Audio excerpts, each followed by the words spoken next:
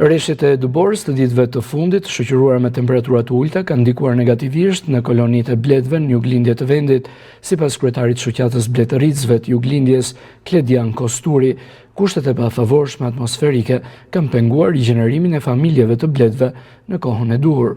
Kosturi sqaron se për shkak të këtyre kushteve pjellshmëria nuk është mbuluar plotësisht nga kolonitë, duke krijuar mundësi për shtimin e infeksioneve.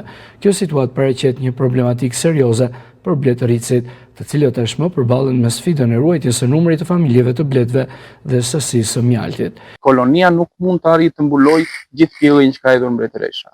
Nuk arriti që të rigjenerojë bleta në momentin e duhur, sepse temperatura tram për njëre, bleta e vjetër që hyri për dimërim u konsumua dhe kur doli nga dimërimi odhi shumë shpejt punë dhe nuk arriti në momentin kryesor që ta nxirrte koloninë deri në fund të rigjeneronte mizën e mbetur. Ndryshimet klimatike mund të kthejnë edhe infeksion në bletët, sot që po flasim, për arsye siç e thamë që nuk mund të mbulohet gjithë pjellja që është hedhur në familjen e bletësh dhe automatikisht pjellja që ngelet e zbuluar kthehet në infeksion.